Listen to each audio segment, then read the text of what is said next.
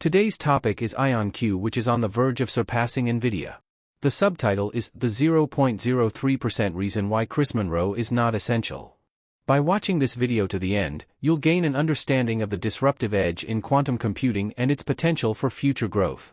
It will also help you appreciate the historical turning point we're at in comparing IonQ and the quantum computing industry to traditional classical computing and its growth potential. Before we begin, there are some who doubt whether IonQ's quantum computing is a real thing. To answer that, it certainly is. This is because there are actual sales records of quantum computers and bookings that lead to sales revenue. When such transactions occur, the buyers usually conduct due diligence. Experts in quantum technology are often called in for verification. Quantum computers are not cheap, they cost tens of millions, so it's not a matter of just saying, develop it, and I'll buy it. Furthermore, IonQ has already launched its quantum computing services on the cloud platforms of major tech companies like Microsoft, Google, and Amazon. These services have been fully approved and are currently operational.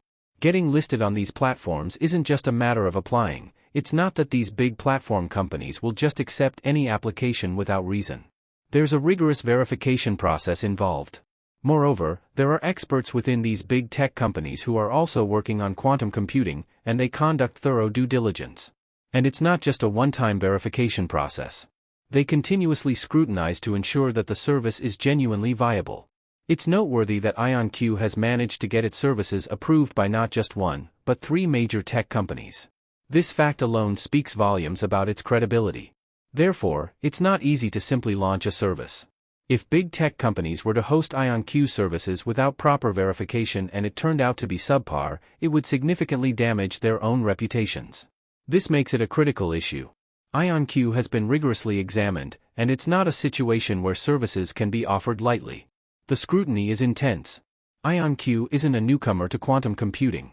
There were short seller reports claiming IonQ was a fraudulent company, but IonQ has emerged victorious in recent legal battles. In conclusion, it's reasonable to consider IonQ a legitimate quantum computing company that is actually producing quantum computers.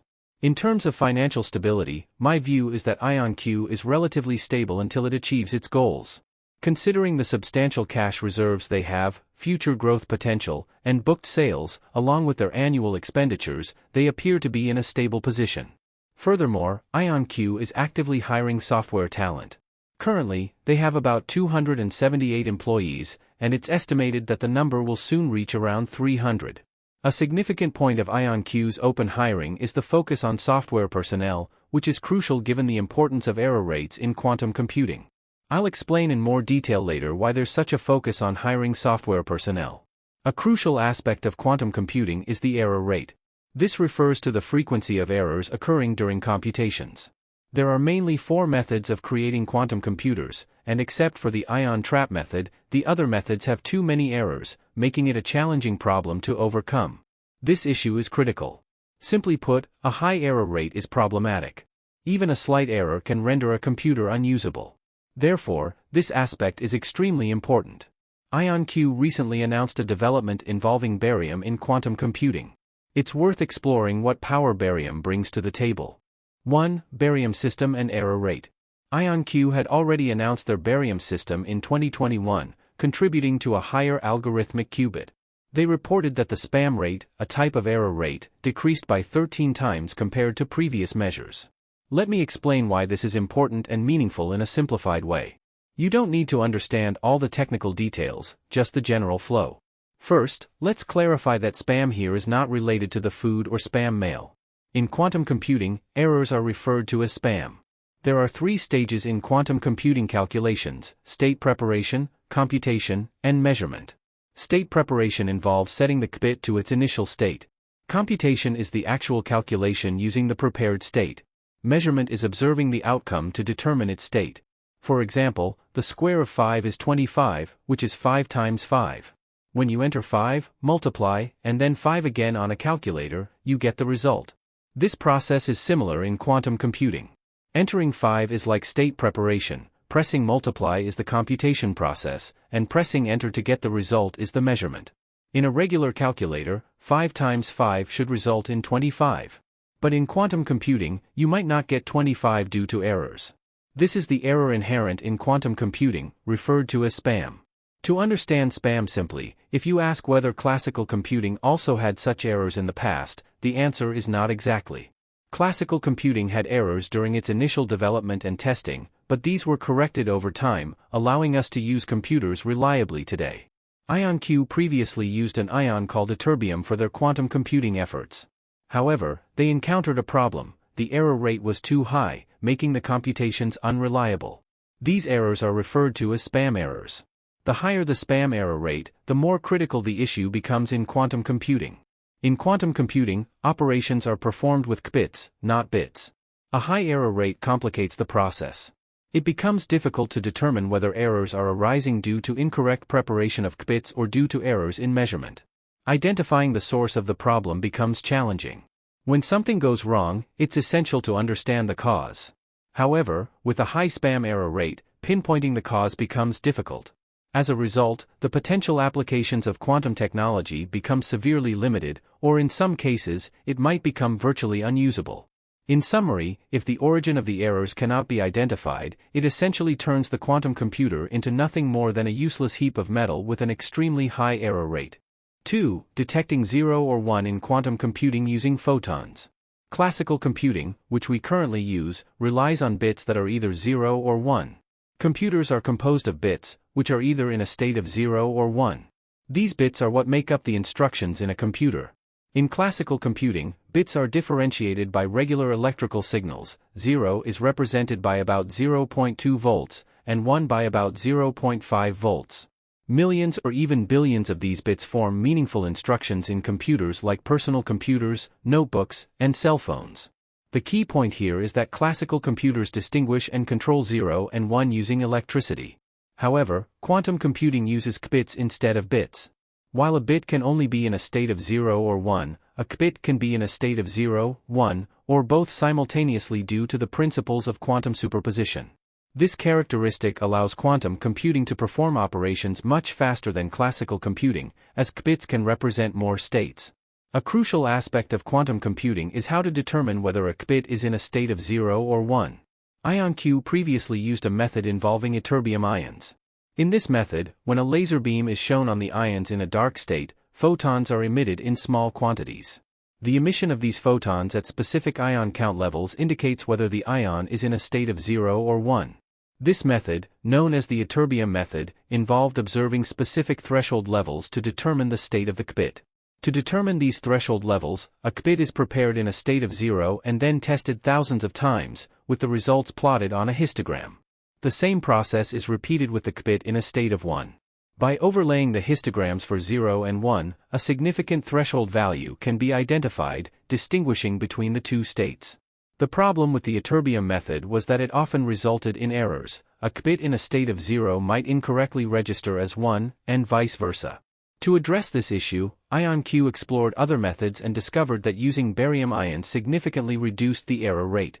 Barium ions allowed for the use of a reading technique known as shelving, where the state of 1 or 0 is transferred to a different atomic level that does not interact with the detection laser. This introduction of barium improved the accuracy of readings, resulting in a lower spam rate, meaning fewer errors occurred. In summary, IonQ's transition from ytterbium to barium ions in quantum computing has led to more accurate detection of qubit states, reducing errors and enhancing the reliability of quantum computations. To summarize the discussed content in simpler terms, the use of barium in quantum computing has led to a significant improvement in accurately determining the states of qubits. With barium, a qubit in a state of 0 is more reliably read as 0, and a qubit in a state of 1 is more reliably read as 1. This improvement has also resulted in a substantial reduction in the spam rate, which refers to the rate of errors in reading the states of qubits. To understand the extent of this improvement, consider the results of spam tests. When ytterbium was used, an experiment with 10,000 trials resulted in 30 to 50 errors, averaging 34 errors. This meant an error rate of 99.66%.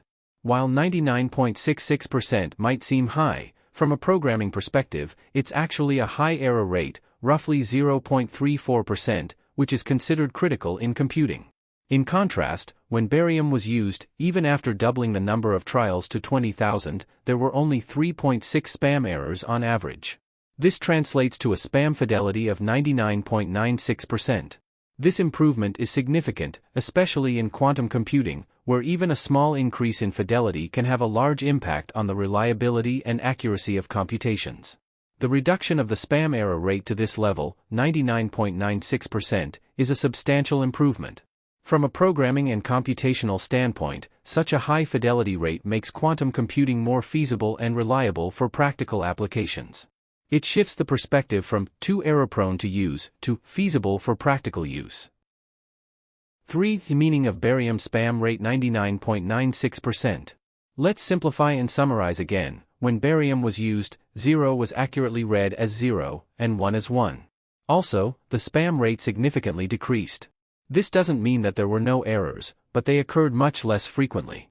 So, how much did it decrease, and what significance does this hold? When the spam tester was operated, it was found that in 10,000 tests using ytterbium, there were 30 to 50 errors. On average, there were 34 errors, resulting in an error rate of 99.66%.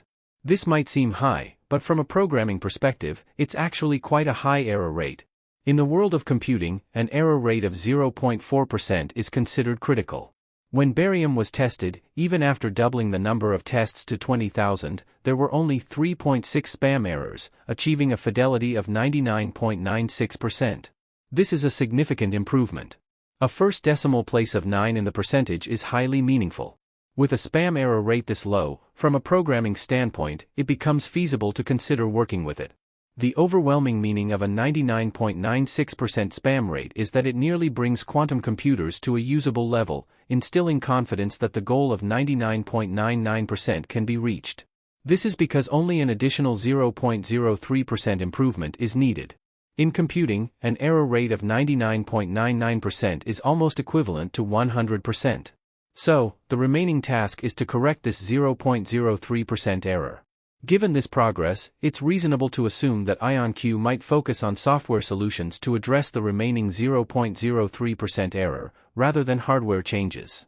If the 0.03% error can be resolved through software, reaching 99.99% would be fortunate. However, if it turns out that this issue requires a physical solution, it might be up to talents like Monroe, Young-Sang Kim, CTO, or other IonQ personnel to resolve it. This remains to be seen and is a challenging phase. In this context, getting from 95% to 100% accuracy takes a lot more effort than the initial progress. Quantum computing quality differences become more nuanced at this stage, necessitating careful observation. IonQ might strategically focus on selling their current quantum computers to generate revenue and buy time for further improvements, with the aim of later releasing a new version of quantum computers that could achieve the 99.99% error rate. This approach seems to be the current strategy of IonQ, emphasizing the importance of achieving 99.99% reliability in quantum computing. However, this goal doesn't seem too far off. Conservatively speaking, due to the rapid advancements in quantum computing, there might be a need to aim for even higher fidelity, like 99.999% or 99.9999%. The exact fidelity required might vary slightly in the future. Therefore, even achieving 99.99% is considered significantly meaningful. The remaining 0.03% error should not be ignored, and IonQ plans to address it through error mitigation. This is an essential aspect that needs to be tackled. 4. The second difference between ytterbium and barium. The second key difference between ytterbium and barium is that while ytterbium was manipulated using ultraviolet light, the switch to barium ions allows for manipulation with visible light. This brings several advantages. First, it enables the use of IonQ's quantum computer in conjunction with classical computers. This is akin to adding a quantum computer chip to existing computers, similar to Nvidia's graphics cards, opening up compatibility possibilities. For this to be feasible, quantum computers need to be miniaturized. IonQ is currently focusing on this, and the ion trap method, unlike the superconductor method, is more amenable to miniaturization. This is expected to become a significant advantage for IonQ over time, implying a natural increase in IonQ's market cap. 5. The reason why Chris Monroe is no longer essential due to the 0.03% improvement. The reason why Professor Chris Monroe is no longer essential is due to barium. On October 24, 2023, IonQ announced the development of a quantum computer using barium. The development of a 29-qubit quantum computer using barium marks a significant milestone towards commercial quantum supremacy.